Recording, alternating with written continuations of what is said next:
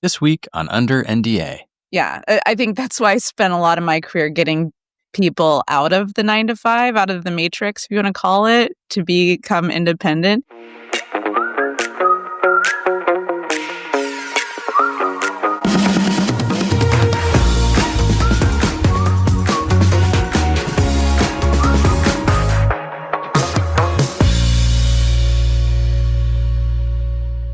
Hello, everyone, and welcome to Under NDA, the podcast where we dig into some fascinating stories from the world of work. Here, as we know, we share amazing stories that are submitted by listeners that are part of our own experience and handpicked from the internet. This week, in our anonymized Under NDA episode, we have a guest, Nicole, who will be participating in a theme that she is not aware of, but she will now become aware of, which is managers gone wild. So, Nicole, welcome to Under NDA podcast. If you just want to tell us a little bit about yourself, that would be great. Yeah, happy to be here. I would say I'm a pretty typical neurodivergent entrepreneur. So I've done a lot of different things, from coffee shops to founding creative agencies, tech companies, all sorts of things. So I've also been an employee too. So I have my own points of view that I can bring to the table there. Awesome. Well, you will definitely have fun with these ones because I'm sure some of this will resonate with you. So with that, Woody, let's get going. Let's go. Story number one? Okay, story number one. Here we go. This happened a couple of years ago when I was working at a consulting firm. Our lead partner, Karen, that's not a real name, Karen, called an all-hands meeting. I imagine that Karen is probably going to be an appropriate name for what we're doing. I saw that and I was just like, oh gosh, what are people going to read into? Because, as a total side point, if you notice that Karen has become such a derogatory term now that people who are named Karen, it's like Tesla drivers, they have to apologize these days. Where if your name is Karen, you're like, I swear I'm not a Karen, but my name is Karen. I know, it's so bad. Yeah. And unfortunately for my mom, who's named Karen, sorry mom, I don't know if you're listening. Is she Karen? No, she's not a Karen at all. She's very sweet. She's a sweet. So maybe there's types of. It's again the Teslas who everyone's like, I bought this before Elon was crazy. It's like Karens are I was named Karen before Karen became Karen. Well, let's see what kind of Karen it is in this story. Let's see what kind of Karen this is. There's all flavors of Karen. Okay, Karen kicks things off with an all hands meeting out of the blue. She kicks it off with a slideshow about how incredible the firm has been performing. Slide after slide of growth charts, record-setting project velocity, client retention, best-in-class utilization, et cetera, et cetera. So the idea is that Karen is just boasting that they're doing great. It's like she's boasting. They're doing amazing. They're super great. Amazing. Best in class. I love that term. It's just so best in class. So consulting. And then she says, and I quote, "None of this would have been possible without strong leadership." And then pauses. So we clapped because what else do you do? She just told 100 people that she's crushing it. Karen, is crushing it. It's a little... This would not be possible without strong leadership. That's right. All right. Everyone's awkwardly clapping while wondering where this is going. And that's when she hits us with it. What is it? That said, we unfortunately just fell short of the targets needed to trigger bonuses this year. Mm-hmm. Mm-hmm. And Nicole, I can see your reaction. That's like, oof. Yeah. She keeps going. It's been a tough macroeconomic climate, and we all have to make sacrifices. So, to be clear, leadership thriving, company crushing it, you, no bonus. No bonus for you. People were pissed, but also stuck. The job market was trash, layoffs were everywhere, and no one could afford to leave. That was probably the worst part. And it wasn't just the money, it was the you have no options right now vibe. Yeah. That's capitalism for you, right? Keeps you stopped. Have you ever, so Nicole, so you've done a whole ton of stuff, as you were saying earlier. Yeah. Have you ever witnessed anything like this where, again, people are just pat yourself on the back and but you, the worker, you get nothing, but I don't know. I actually have not ever submitted myself to corporate environments. I've been on the agency side of things or the creative side of things. So I tend to kind of look out in that way. But yeah, I mean, I sold a company to a consulting firm. So I'm familiar with that universe a little bit, right? it's not uncommon for leadership to want to hire a consultant to come in and, fluff everyone's egos up and not really like care about the actual worker. I think, I think that's why I spent a lot of my career getting people out of the 9 to 5, out of the matrix, if you want to call it, to become independent, to get out of those scenarios where really no one's looking out for you. Do you what would you in a situation if you had a business and it was doing great, or it was doing well, this is a hard one for me because there's this like dichotomy in this story, which is on the one side it's like everything's amazing, but the other side it's like amazing but not amazing enough. Mm-hmm. Like how? Well, I don't know how is it amazing? I don't know. Like, it's how actually is that a coherent story, right? Yeah. Like, if you're crushing it and the leadership's doing awesome, and then no one's getting bonuses, like, there's actually some incoherence there that I don't quite understand. Yeah. And quite frankly, like, I don't know, like, how do you define leadership, right? Like, I'm bringing a point of view to the table that like a real leader is actually going to take ownership of the fact that people aren't getting bonuses. Therefore, like, I would be telling a very different story. But that's just me. It's interesting. What do you think? No, I was going to say I have found myself in this position a few times in my career where somebody comes to the table with a report or like doing a quarterly business review, and it's all positive and they're killing it and everyone's getting super excited. But then they get to, get past like the leading indicators of something or all the, fluff metrics. And then they get to the actual bottom line. And it's like, oh, but by the way, that's not actually producing anything of value for the business. So we're going to keep doing all this great stuff. But yeah, we all should be concerned about our jobs longer term. Like I've seen that many, many times. And I think that puts everyone in a not so delightful position. Yeah. And bonuses aren't even always tied to performance, right? Of hitting KPIs or company goals or whatever. It's like a lot of times companies will give out bonuses or other incentives to keep employees when the market is actually in favor of employees leaving. So it sounds like that dynamic was at play, right? It's like we're doing really well, but like not well enough to try to keep you guys because we know that the ball's in our court here. It's like the housing market, is it a good time to sell or buy? Kind of feels like that. There was I was watching the news the other day, and they were talking about the exact same thing you're bringing up, Nicole, which is now we're back in the place where employers feel like they are in the power position to say like, hey, well, what's your other option? Just be thankful you have a job. And I think one of the things that like this podcast, what we've tried to do is talk about like how do you lead better? How do you actually have more productive, happy teams?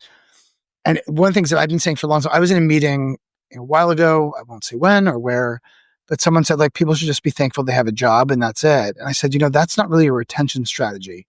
Like that's just not like the market ebbs and flows. And when the market goes the other way, where employees feel like they have tons of options, they'll leave if that's the case.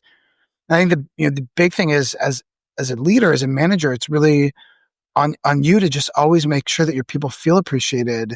And when the market's tough, to just like give them a big old hug and just be like, hey, like we're in this together and this is a tough market. And you probably have other things going on in your life with friends of yours who are losing jobs or family members, and being even like leaning in more as a supportive force as a leader in bad economic times versus like in this story where it's like, okay, we're going to use that to our advantage to say, hey, business is actually doing great, but we're giving you nothing because you should just be happy you're here. Yeah. Yeah, it's interesting exploring the story at the current point in time where a lot of organizations are trying to figure out how much of our labor is going to AI versus human. And so it's really easy in this context to be like, well, you should be thankful, human, that we still have a seat for you here. Whereas like I feel like the most interesting challenge and coolest opportunity is to really figure out like how do you actually like lean into the humanness? Like, how do you actually like for the humans that still have jobs, how do you actually like enroll them in mission and come up with really creative ideas now that AI is a tool to like create work environments that were never possible to really like unleash people. Like I'm really interested in having conversations like that. Yeah. There's a person that Woody and I used to work with who is a content writer and just wrote content writing can be really exhausting and it's a lot of pressure. AI is really interesting because it actually allows them to generate content based on their guidelines and then to be that editor in chief, to be that more strategic role. And to your point, it's like, leaning into that and saying, okay, how do we actually adjust the business? But again, also not using that narrative of like, just be happy you're here. Because especially now, it's not just a bad economy, it's also AI. It's like, the whole, like the machines are coming for you. And so for leadership, it's just so much more important now to just embrace your people and just not fall prey to this whole narrative of like, just be happy you're here. Mm-hmm. Yeah. What kind of life is that to live in general, right? Yeah. I'm happy I'm still married to you. Just be happy. Yeah. It's like, what? Yeah. Woody, anything else on that one until we move to the next one, which is one that I think we all have had some experience with. What do you, any final words on that one, Woody? Or? No, I think we can move on to the next one. I mean, I think, already. Yeah, it's good. So the next story, this one is focused on failing up. A few years back, when I was working at one of those high-growth enterprise software companies, our team had a manager named Brad, who was a shining example on how to fail upward. His name was Brad. I mean, we're coming up with some really fun names right now. There's it's like the Brad's, Chad, and Karens. At least it's not Chad. Yeah. Maybe I think Woody, maybe we have to do a better job. We do our best to anonymize all of this, and so I think maybe we need to go back to the well for. We could go back to the well. We could also get really creative with our names too. Yeah, because I guess Brad just sounds like a bad person. Okay. We'll revisit our namings, but Brad and everyone that worked on his team could see it plain as day. No emotional intelligence, no real understanding of the work, and absolutely no business managing people. He constantly gave vague feedback like, just be more strategic. And once told someone that empathy was overrated in a deadline-driven environment. There's funny enough, there was a situation that I heard of, maybe experienced or heard of, I will not tell the truth, but where a manager, a person's parent was literally dying of cancer, and they said, hey, we're getting to that age where parents die, so that is what it is. You're like, okay. So the empathy empathy, we could talk a lot about empathy, but Brad had one superpower: managing up. Executives loved him, probably because he was very, very good at presenting other people's work as his own. In team meetings with leadership, he'd rattle off results and wins that came straight from the team and took all the credit. Mm-hmm. And it seems like the execs ate it all up. Nicole, have you ever been in that position where someone takes credit for your work? Absolutely. Tell us about that. It's actually one of the reasons I left the company that I met Woody at a long time ago. I had him in, this guy, I'll call him Brad too.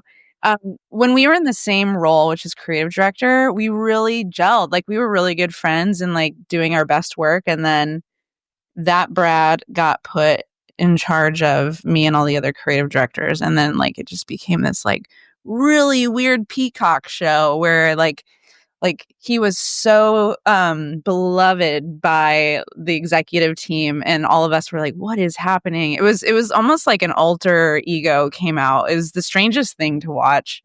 And was he was like notorious for taking other people's ideas and not giving credit. And that's like the least harmful thing that I experienced with this guy.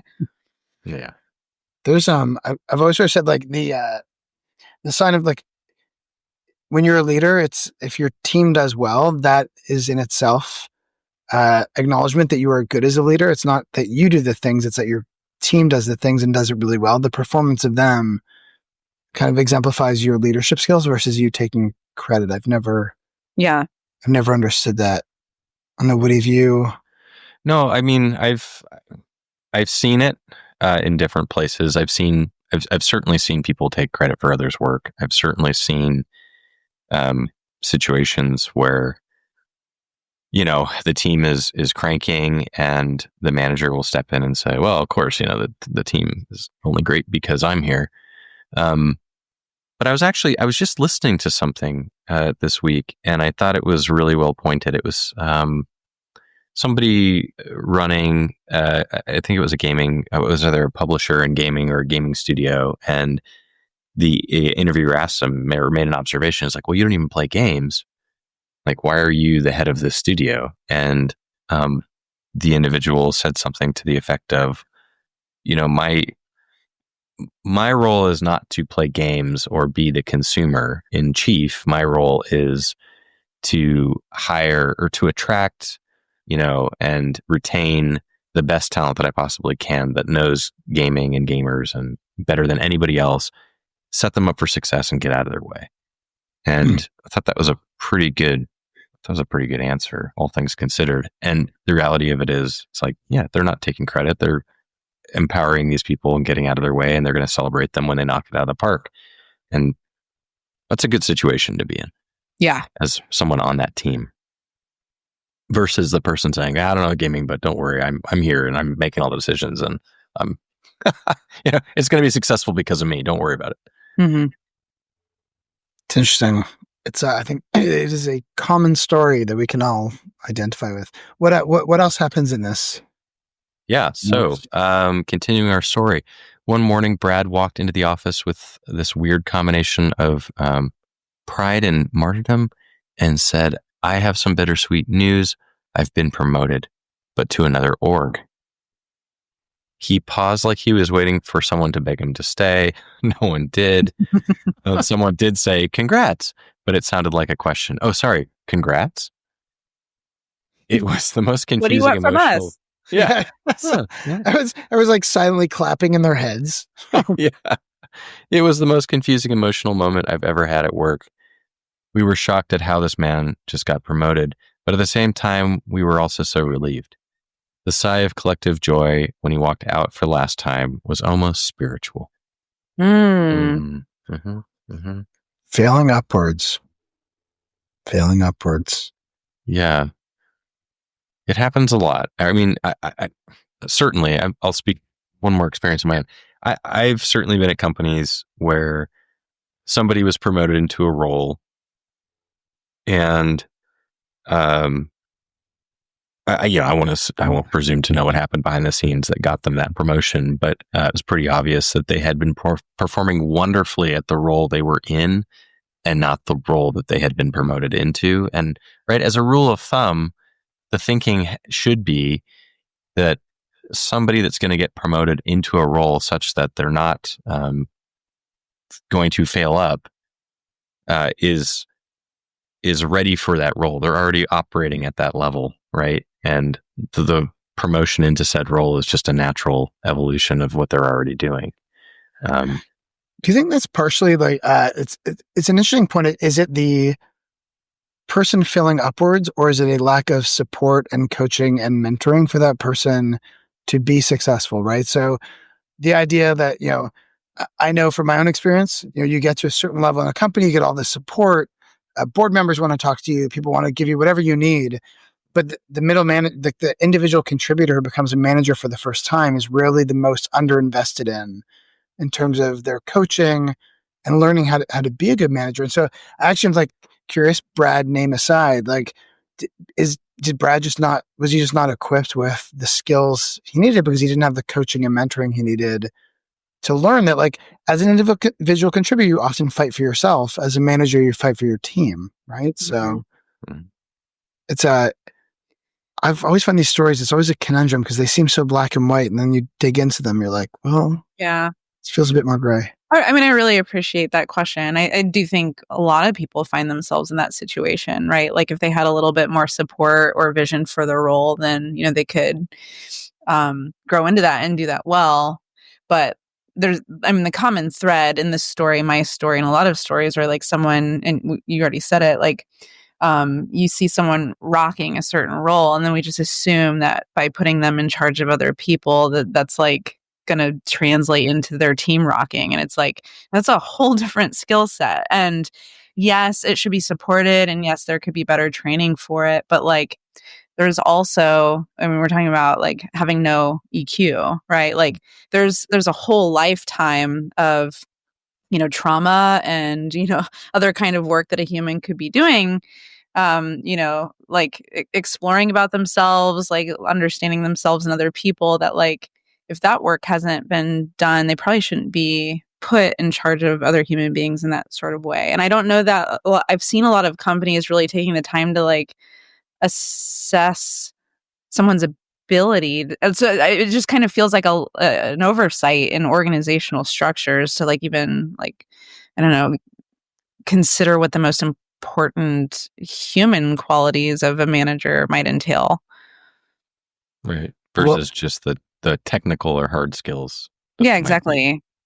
Yeah. Let's hope that Brad did better in his next org.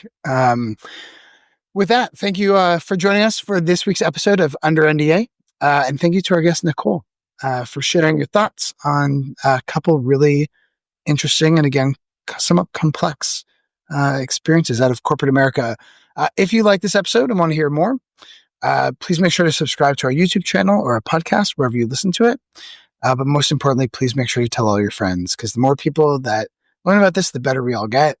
And if you have a story to share, please submit it anonymously at underndapodcast.com. Again, Nicole, thank you so much for joining us this week. Yeah, you're welcome. It's fun. You guys are kind of like my favorite murder for business, but real little funny. Well, thank you for that. That is a huge compliment. It's a huge compliment. Thank you. It was fun. Thank you.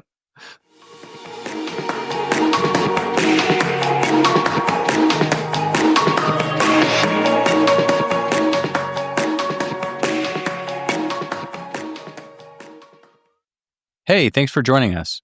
Tune in weekly on YouTube, Spotify, or wherever you like to find your podcasts. If you have a story you'd like to share, or you'd like to join us on the show as a guest, visit underndapodcast.com and drop us a line. We look forward to seeing you next time. Take care.